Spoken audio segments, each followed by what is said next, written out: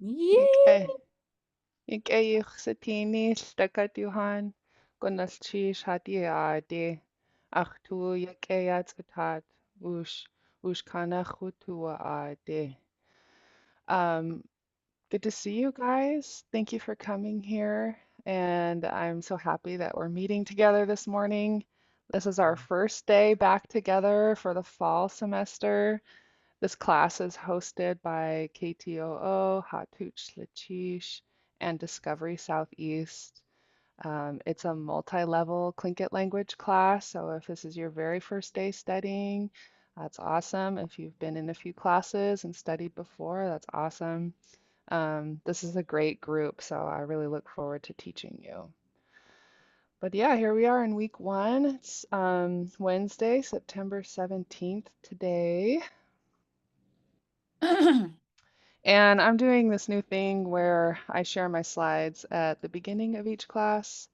I think this will be a lot easier way for people to either follow along if you like, and also have access to all the links because I'm always sharing links and resources.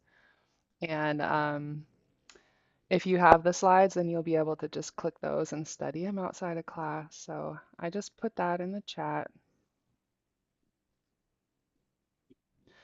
As far as what we're gonna do today, this is our first day back together, so I'm gonna welcome you all back home with me for our Wednesday mornings together. Uh, Cover what to expect from this class, how I'm gonna treat you, how we treat each other, how we learn together. I'll share an overview of our resources and our class recordings, and we'll revisit our discussion we had last spring about our topics for the fall. I've been mulling over all the topics that you shared with me last spring, thinking about what would be a fun way to incorporate all those together into our studies. And I have some good ideas, so I'll show them to you today. And if we do all those things, I have a couple of vocabulary words for you just to get you warmed up and to kind of set us off on our studies for the fall.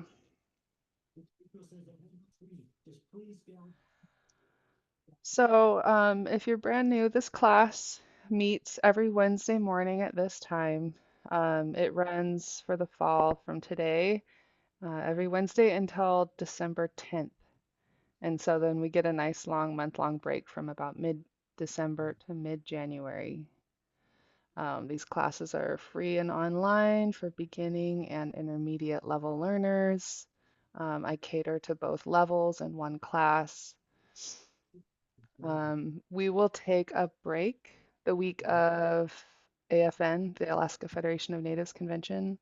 In Anchorage, we call it Native New Year. It's when a lot of Alaska Natives get together and we work on our resolutions, our political resolutions. Um, there are banquets and cultural showcases, and I like to take that week off from studies in case people are planning to travel for it or watch it online. So no class October 15th and also no class November 26th.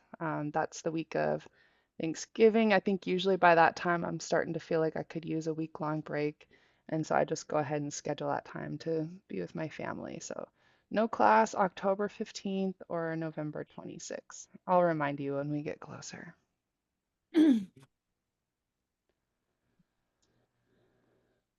Um, I should introduce myself.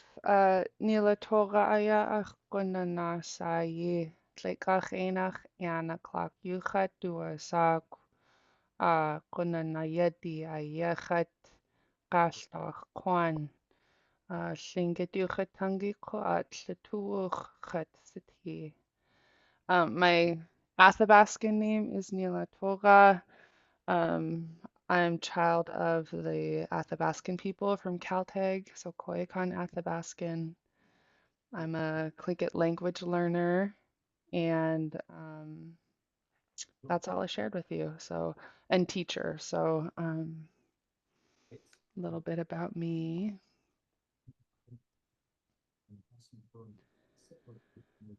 Any questions so far before I jump into our kind of classroom culture? Mhm. If you have questions, don't be shy. You can either unmute or type them in the chat. I follow along in the chat as we go. We're not going to like jump right into where we ended. We're going to sort of like do like our practice words and stuff like that, right?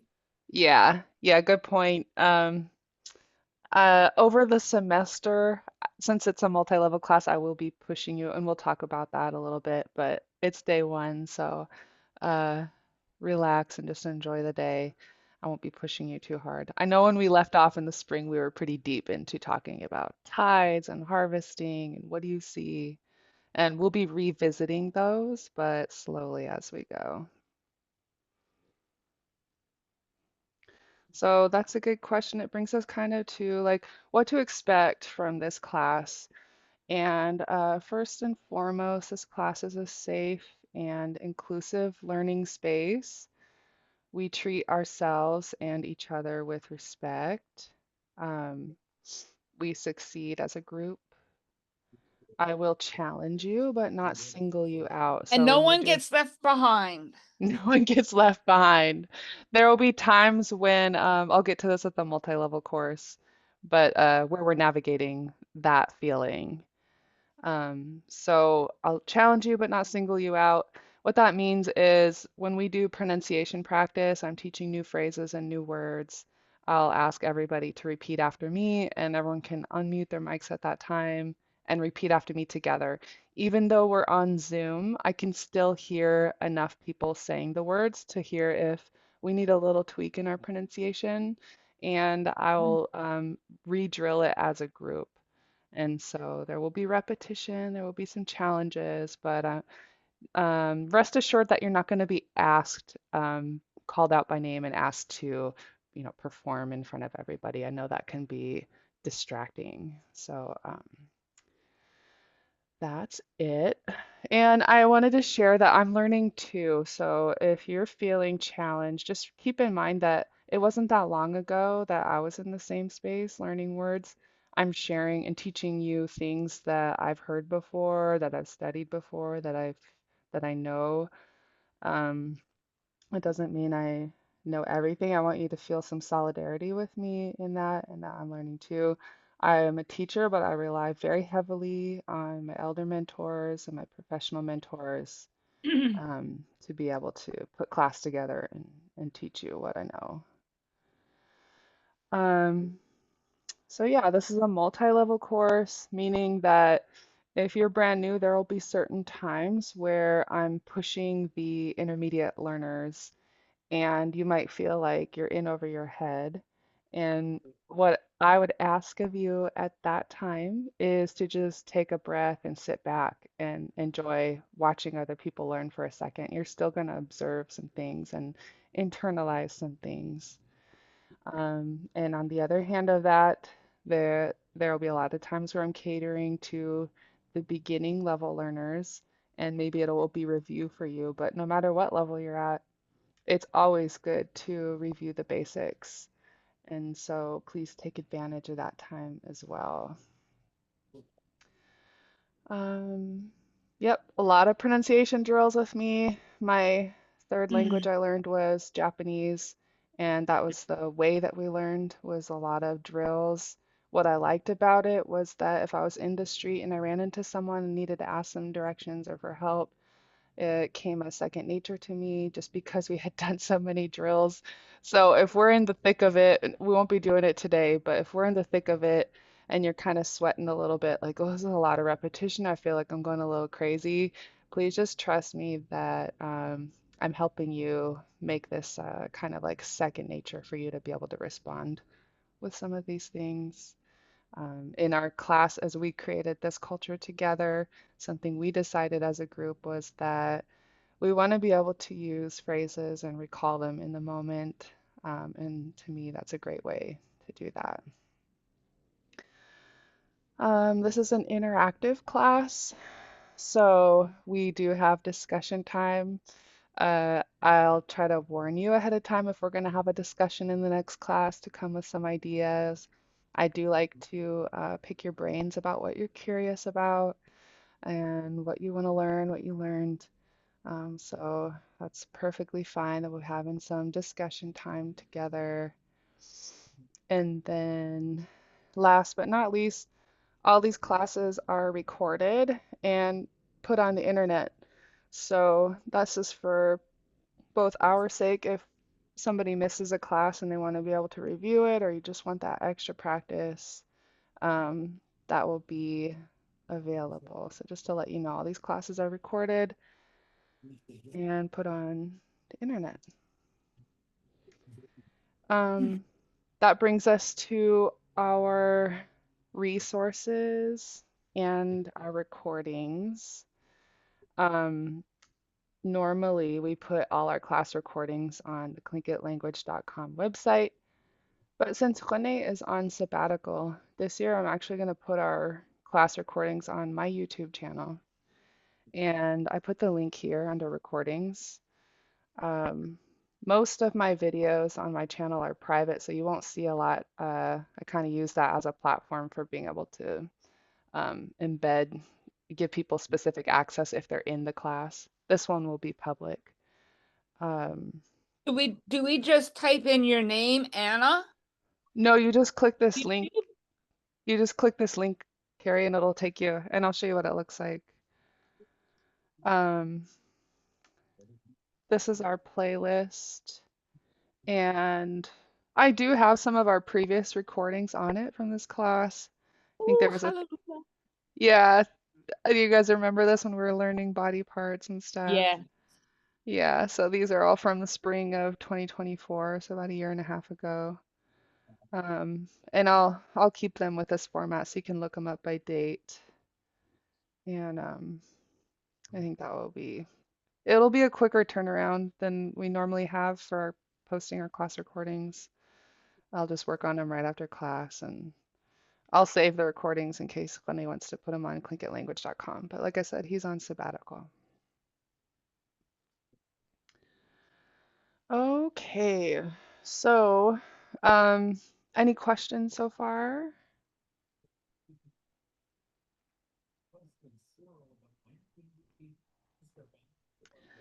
Another thing I started doing is putting all of our resources in OneDrive.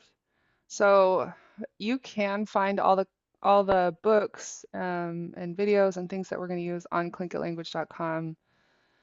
But if I'm teaching you from a specific resource, I want you to be able to just click a link and get right to them. So I don't need to email them to you. You don't need to search around. And what that looks like is all the ones that we're using for this class. I just made a Google Drive. And so, for example, some of the things that we'll be looking at and using are all here. You can open one up if you want to have offline access to it. You can download it. You click this downward pointing arrow, and that's download, and you'll get a copy right on your computer. Mm.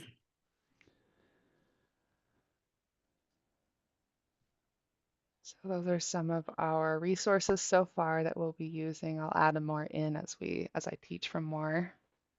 Hold it. I just gotta type in the You just gotta click the playlist. yeah. Do you have the copy of the slides, Carrie? No. Okay, I'm gonna put it back in the chat again, and this time just click it uh and open it up, and then all you have to do is click all these links. So go ahead and click that link that I just put, and now you have access to everything I just shared.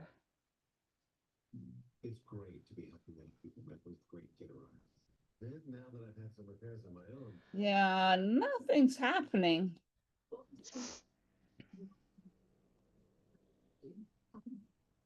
Okay, hang on.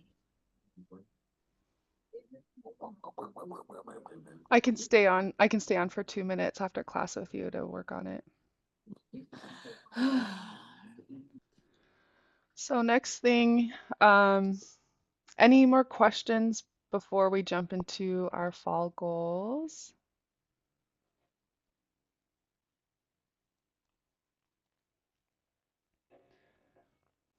Let me check the chat. Okay, awesome.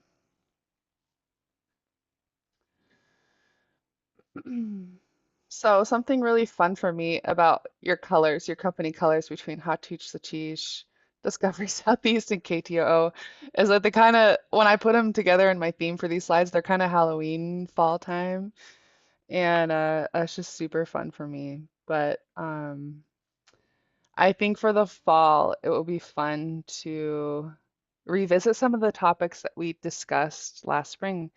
So when our class ended last spring, I asked you, what do you want to learn in the fall? And these are some of the things you mentioned. One of them was the posters that we were working with. Um, and we looked ahead at what the fall time ones look like. Some of them are digging cockles. The next one for November is digging clams. December has like a fun Christmas and Kuik um, theme to it. And I think we should start with digging cockles. Um, the September poster is berry picking, but we're gonna skip that one because Shirley Kendall and I are teaching that. Um, Shirley Kendall and I are teaching that in our Tuesday, Thursday class. And so to keep it fun and interesting, I want to give you guys something new. But if you do want to jump in on our Tuesdays and Thursday classes, just a quick plug, those are noon to 1 p.m. Alaska Daylight Time. And I put our Zoom link right here. So all you have to do is click our Zoom link and you'll be able to attend those as well. I'll put it in the chat as well.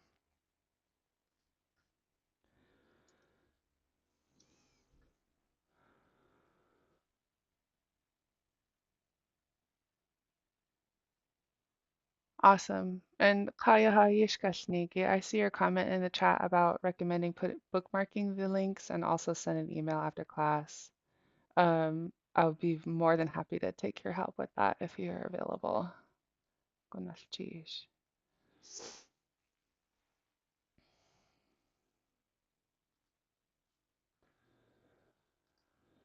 And that brings us to our poster for October. So we only have two classes in September, so why don't we just start working on the October poster?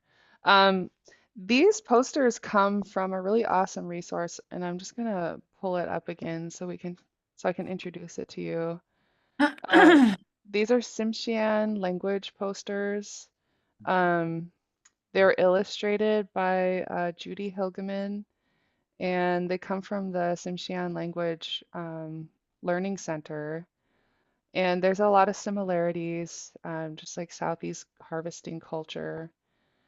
And so for a couple of my classes, I've been working on being able to describe these in Tlingit, and they're super fun to work with. So there's a description in the back about each poster, but when we finished class in the spring, this is the one we worked on. There was a lot in here, and we talked about who we saw and what we saw.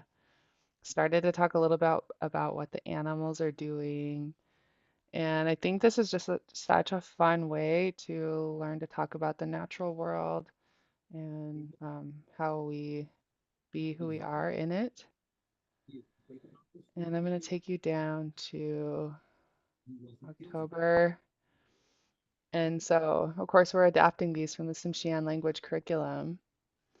But in Tsimshian, they call this time the time for getting cockles. They have a few vocabulary words. And so this is where I would like us to start. You can see a lot in these posters, and I'll take you to the description they have in the back for October. It's pretty fun. What are cockles? Oh yeah, you're from the interior, so you're not familiar. Um, let's read this description. October is the month for digging cockles. These bivalves may be dried, canned, or smoked. Later, they will be served cold or cooked in a variety of ways. The lowest tides, which are best for gathering cockles, come at night. People head out with their buckets and rakes and kerosene lamps to gather cockles, watched over by moon and stars, as well as the spirits of the old ones who have known these traditions for centuries. Um, does anybody in this class have experience digging cockles or memories of harvesting and eating cockles? I don't even know what they are. I'm asking people who have experience with them. They're like a clam. They have those ridges. They look like ruffles, potato chips, but Oh, like in the shape of a clam. oh, I think they're a little bit chewier. They're delicious, and you've seen the picture. They're digging them at in the moonlight, and you know our work, our harvesting work, isn't always during the daylight. So when we're getting beach foods, we have to go during the low tide or the king tides, the minus tides, when the tide is way out more than normal to get the cockles. And so we got, we have to hurry up and harvest them because the tide's going to come back in soon. And so sometimes while you're still trying to find more cockles, if you haven't found enough, if they're sparsely placed, then you're having to dig a lot more and use kind of like a thick rake, not a thick rake. Yeah, it's a rake. It's like a harvesting or a garden rake, heavy metal tongs. And if mm. the cockle slips through the tines, then it's too small. And they're usually found within a few inches off the top when we go and harvest them. Cool. And do But you just boil them? you can smoke them and then jar them. Mm. I think you can also just plain pack them. I've never had cockles before, so I'd like to try one. They're really good smoked and jarred. Yeah. Can you eat them Really raw? good. Hmm? Can you eat them raw as well? Like when you harvest them and just say, oh, let me just test one. Can you eat it raw? I wouldn't, but I believe there's also this safety concern of uh, paralytic shellfish toxins, amnesic shellfish toxins. I used to work for Sitka Tribe of Alaska, which does shellfish testing. Um, so traditionally, there's safe beaches and more um, kind of risk having beaches. There is a story of actual biochemical warfare between the Tlingit and the um, Russians, I in which they fed Russian sailors toxic shellfish because they knew that beach was um, not safe to harvest in. And so there's like that safety risk that is associated that really you have to lean on your elders in terms of which beaches are safe, what times of year are safe, and um, with climate change occurring more and more speedily, those might have changed from our like traditional harvesting spots. Mm. So that's why the shellfish testing is available. If you're interested in that, seator.org has some information. Mm. We would, So it's only certain times of the year you can harvest cockles?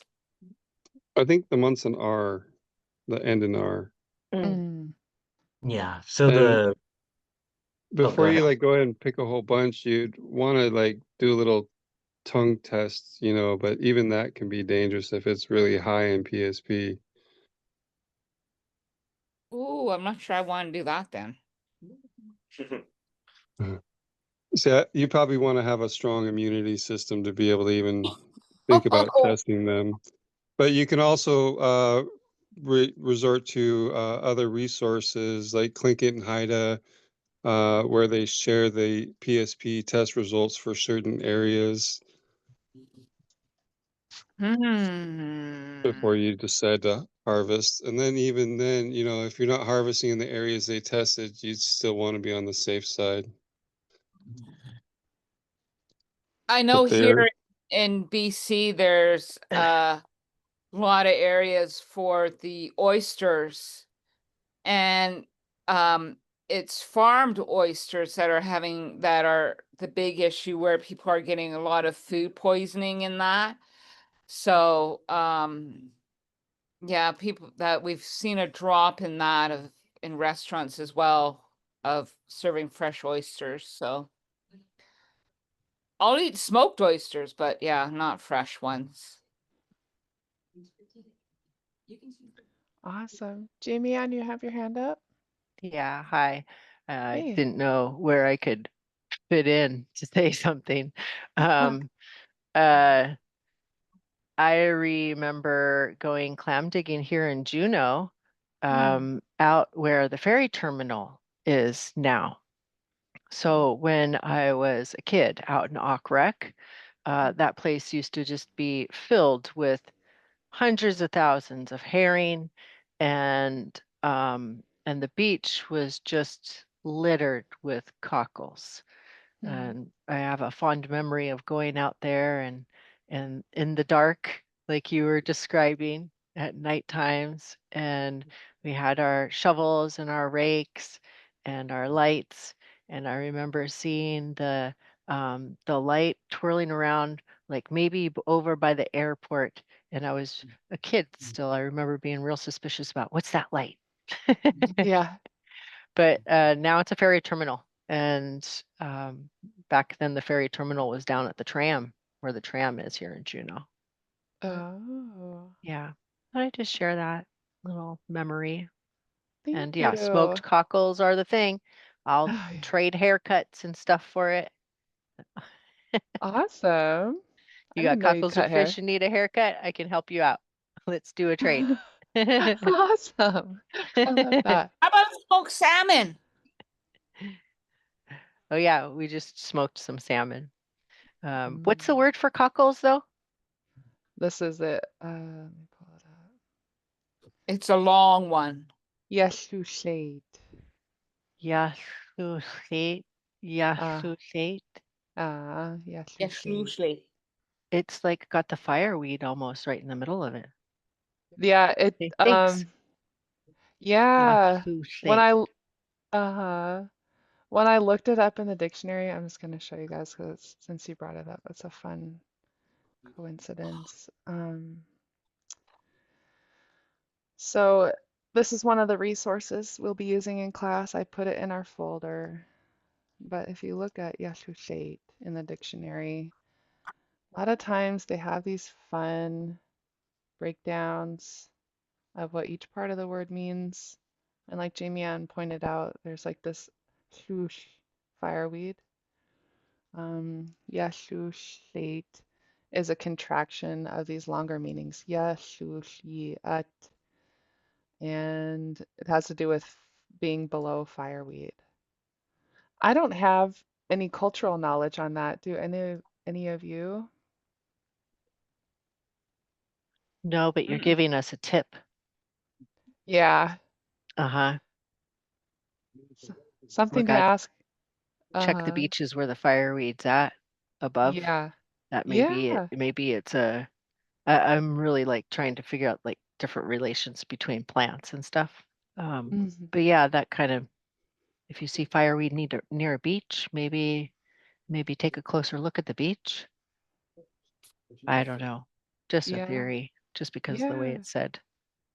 Cool. Hmm. Thanks for breaking that down and explaining the little fireweed word in the middle. Yeah, this would be a super fun question to ask elders if you're ever talking about cockles together. But Yeah. I think it's important for any Oh, type of wildlife, if you see growth in the water, in the ocean, or something like seaweed or whatever, then it should be healthy. It's the same thing if you're going hunting and you see a lot of growth that the wildlife will eat and signs of it, then it should be a good place to go.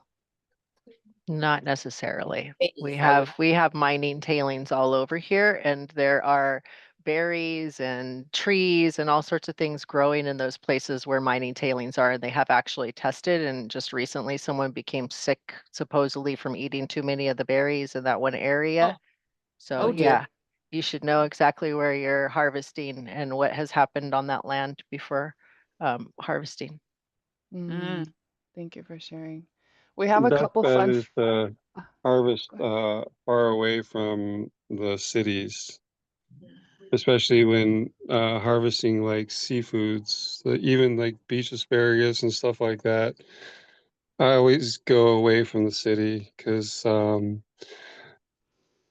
yeah, it's just there's a lot more, I don't know, ocean traffic inside the city. So you got all that, and then you got the marines, the harbors, and then with the harbors, they got the pilings that have the creosote on there, and I think even in Gurishtish radio, there's a conversation amongst some elders where they're talking about how there used to be a bunch of fish there, but now there's not so much since they put in the docks and they use that creosote and it just leaches back into Ah. the water. Mm-hmm. Very good point. Gunalchish. So just a question, did you say um beach asparagus or something? Yeah, it's really good. What is that? Um, I guess it kind of has like a shape of asparagus, but it's really thin, a lot thinner. Mm. Yeah. Um, I think you'll have to make a connection here through the Tlingit language to see if you can make some trades. That's one thing that went away with the division of Canada and US. You know, the border cut off all the trades, so all the inland Tlinkits aren't getting the beach foods that we used to bring in there for the moose and all that, the elk, because we don't have moose on, well, at least in Ketchikan Island, no elk either. We don't even have brown bear. Not that I eat brown bear, I think. These are such good discussions. Before we get too far off track, I got some awesome pictures in the chat, and I wanted to see if either of you who shared these wanted to share anything about the photos you shared of digging cockles.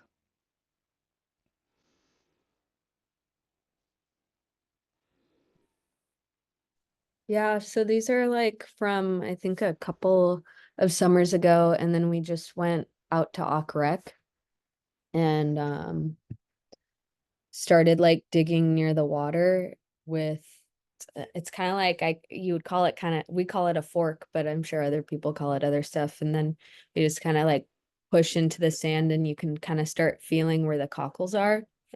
Then we took all the cockles that we had and went back to our friend's house and cleaned them, boiled them, and then you can put them into a bag and freeze them, or you can just eat them like that. But that was from a couple summers ago, and we went out and got some mussels too, and or some gumboots. Um, yeah, so this is just from that day, so you can kind of see what cockles look like and kind of what the process looks like. But yeah, this was just not too far out, just on the beach there. Beautiful. Gunalchish.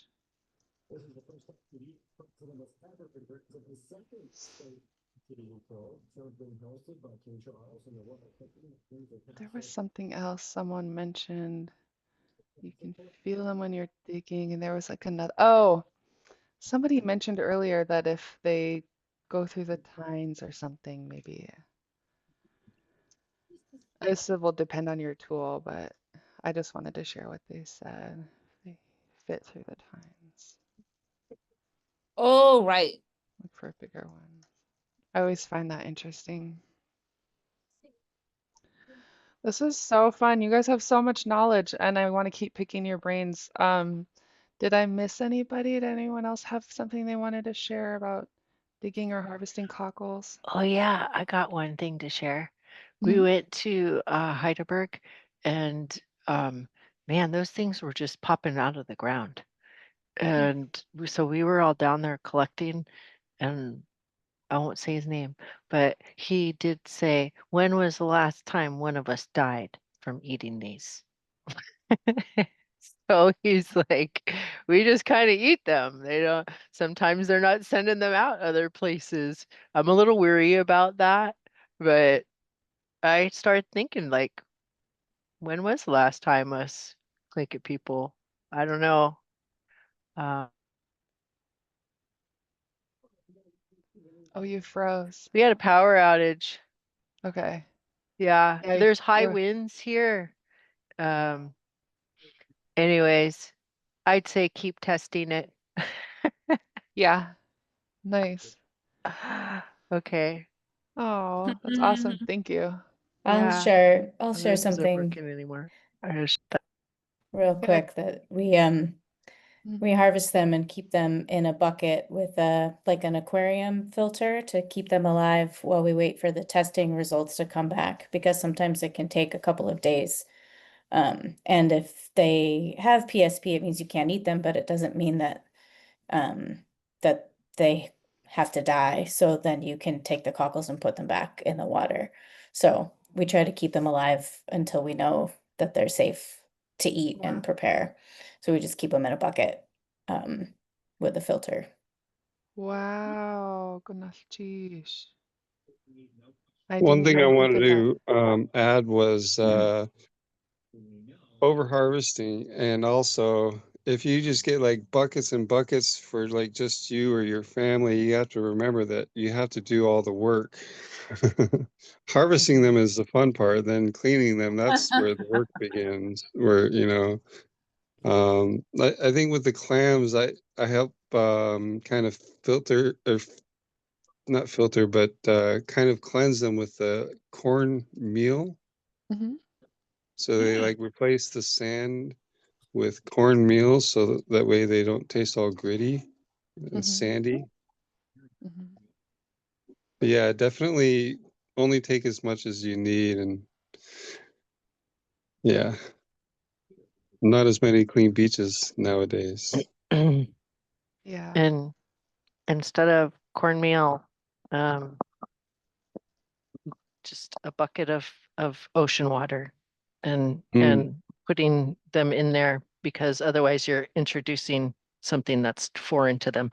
Uh, And so like if you just have water, they will continue to like try to dig, and so then that starts cleaning more sand out. So what I've seen also is people putting something like a little rack on the bottom of that bucket where that water is, so that the clams or the cockles are an inch or two off the bottom, and then they're cleaning, and all of the sand is falling down below where you've put that little stand for it to sit on.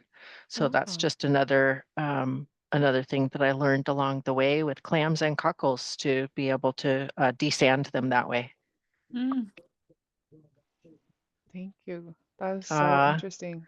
it's just Yeah. some indigenous knowledge. They do it like, they could hang, uh, they would put them in the sides of the creeks and stuff like that, is what I learned, just to get more of the sand out, or just in buckets and baskets and stuff. Awesome. Yeah. I want to continue this discussion. You guys are so full of knowledge, and I'm learning a lot because I have zero experience with cockles. I was gifted cockles when I lived in Juneau, and I really enjoyed them. They were smoked and jarred. Um, I live up here in Dena'ina, Athabascan land, so I'm more familiar with razor clams. And here's a picture of my dad and me digging clams, which I thought was really sweet and fun. We'll get more into clam digging next month after our cockle focus, but I look forward to sharing about that. Um, and I'm going to keep picking your brains. Since we have about 10 or 15 minutes left of class, and you guys came here to learn language, I'm going to put you to work. Oh Um, gosh. I'll give you a little sneak peek of a couple other things we mentioned just for our fall planning. I think we're off to a good start to study this poster and learn how to talk about it. But like I mentioned, this is the cockle digging poster. Next month, we'll get into clam digging. Oh, we did that one. We talked about it a little, yeah. And then We did in that one. December, we'll do the Christmas quig, which is fun. Other things you guys mentioned, which I think I'll show you how I'm going to bring these in, but hunting, meals, hides, seasonal fishing activities, winter activities. I think we can do those in the spring term because these posters, and we won't just study the posters, but they're great illustrations. They have a lot of these activities in them. So we can do that more in like January, February. I would like to do some deer hunting terms in November. But let's warm up our hands together. It's the end of class. We're just warming up, but we're kind of warming up for the fall term. And these are just a few vocabulary terms related to what we'll be looking at. The first one is clams, and you have a G and then a high tone double A and then a pinched L. So if you're brand new, Tlingit has high tone and low tone vowels, and vowels can also be long or short. So if you see two A's together, it's long. It just means that you carry that sound longer as you make the sound. So instead of it would be ah. If you see an accent mark above it, that lets you know it's high tone. So just increase the tone of your voice. So instead of ah, it's ah. And so just do your best and repeat after me. We're going to say the word for clams. Got. Yeah. God. God. Good. Got. Good. The pinched L, so you see a little tick mark after the L. A Tlingit L is pronounced by blowing air out. So you don't activate your voice box, but you put your tongue in the same spot. I'm sorry. Back of your Go ahead. Oh. No, someone was talking to me. Oh, okay. So the Tlingit L, you're just putting the tip of your tongue in the back of your teeth and relaxing right here. This is the big part of it. Just relax your cheeks right here and let the air blow out the sides. So try that sound. Repeat after me.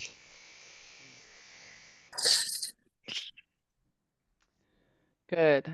And when you pinch it, you're gonna just make it a little snappier. And what I like about what Shirley teaches me, my elder mentor, she goes, I want to hear the bubbles. So there should be little bubbles coming out the side and just squeeze it out. So repeat after me. God. God. God. God. God. Good. God. Uh, God. Good. Do it again. Repeat after me. God. uh, God. God. Good. Good. Hmm. And one more time for repetition. God. God. God. God. God. God. Okay. I think you sound really good. Baby clams. We'll try it once and then I'll do a breakdown. Repeat after me. Z. The cool. Good.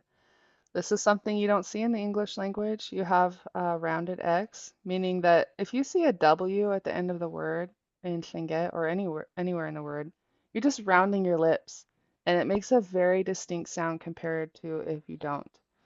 And so rounded X, in other words, XW, you're rounding your lips and breathing out this kind of windy, airy sound. So go ahead and give that a try. Good. And since it's pinched, you're going to make it a little sharper. And I'll do it at the end of the word. Otherwise, it's kind of hard to hear, but repeat after me. Z. Z. Z. See, Z. Good. Again, one more time. Repeat after me. Z. see, Z. Z. Good. So back to the first one. Repeat after me. Got. got, God. got, God. One. Z. see, Z. Z.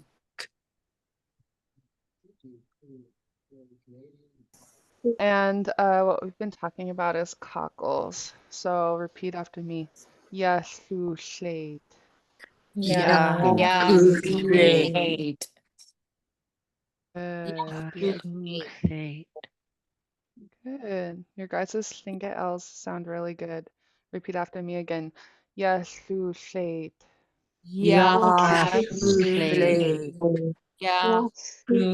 Slate. Good. Really good. From the top. Got. God. God. Z. see, Z. Z. Yasu slate. yeah, Say. Good. Now let's do it without the English. Got. God. lamb, Z. see, Good. You sound really good. Yasu slate. Say.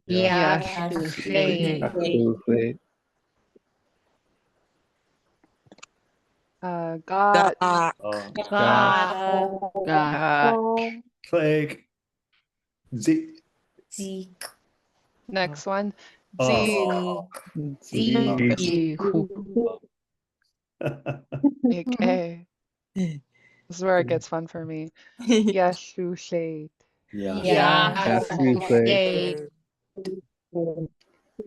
Oh, And one more time for fun. Got. God. Loosely. Z. Helik. Yasu slate.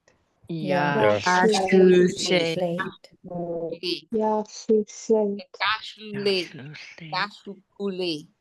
Good. This time, you guys go ahead and do it without me. Ready, go. God. Gahu. see,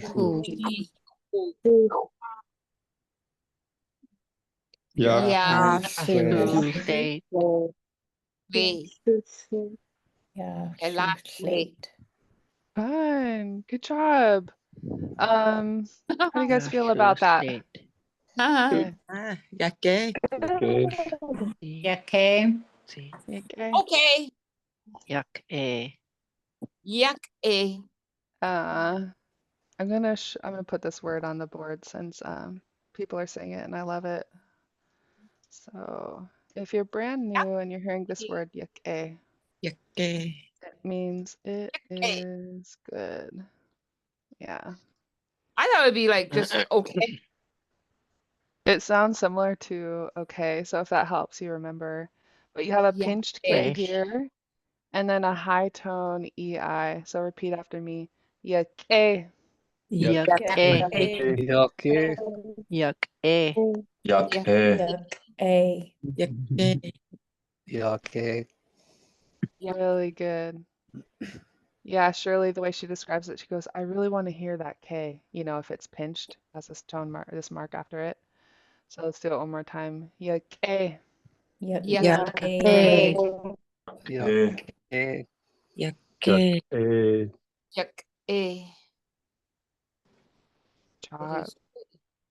It is good, yeah. So how would you do that in a sentence? Like if you're at someone's place for dinner and you don't say it is good, you would say the meal is good. You like or it is a good meal or something. Mm-hmm. If you're Would doing you it, say if you're yake? something you could say, if you're talking about food and you're talking about something you like, uh, this would Yeah, be some. whether it's like food, artwork, or something, you would just say yake. Food would be specific. So, native languages can be very specific in the way we talk about things. In my mind, I think about that as our lands can be really difficult to survive on. And so it would be very specific the way we talk about things. So this phrase, it is good to me, you're talking about food and you're saying it's good to my mouth. And these first two words are my mouth. Oh. And let's go ahead and practice just these first. Underline X, and then you're gonna have another underline X that's pinched. So let's repeat after me these first two words. Ugh, hey. Hey. Okay. Hey. Good. And then the whole phrase. Ugh, hey, okay. Hey. Yake. Hey. Okay. Yeah, Okay. Yake. yeah. So we'll get more into that when we talk about meals and stuff. But that is one way that you can expand yake into a longer, more specific meaning. Now you just said Um, before OA? we go, before we go too far into other things, before we go, I wanted to ask you guys. So we talked about three vocabulary words, I have a and I question in the box too. oh, thank you. It says, can you please explain the accent above and on the letter, like what it means and how it should sound? Good enough, geez. Okay, good question. So you have a couple marks in Tlingit that you don't see in English, and one of them is a pinch. So I wrote this with an apostrophe. I think one of the linguists was saying you need a different mark, but I use an apostrophe until I learn more about that. But it means that the sound is pinched.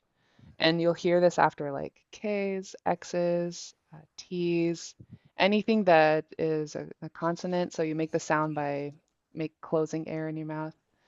But anyway, this is a pinch sound, yeah, K, and it just makes the sound really snappy. Um, and then, yeah, so that a pinch sound is something you hear after a consonant like a K or an X. Another mark we have will happen over vowels, and I'll do a vowel lesson in our next class if you're brand new, so that we can all revisit them together. But basically, vowels can be low tone or high tone, and if you see an accent mark above it, it's high tone. Just means you need to bring up the tone of your voice. So instead of saying a, you would say a, and it's a slight difference. I over pronounce them when I'm teaching you so that we can build that habit. But those are a couple of the marks as a pinch to make it snappy and a high tone to bring up the tone. Yeah, good question. Thank you for asking that. Okay. We are out of time, so I just want to let you know for our next class, we'll be doing vowels and a couple of the markers like pinch and underline.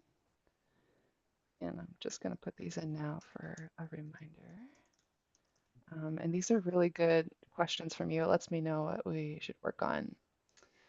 We're going to be doing a couple phrases. For example, he's digging up clams. We're going to revisit some phrases we've learned if you've been with us in past classes about the tide. And the fun thing about digging cockles and talking about it is that we get to talk a lot about the moon and tides. So we didn't have time to discuss it today, but we'll talk about some of the other things when we come together next class.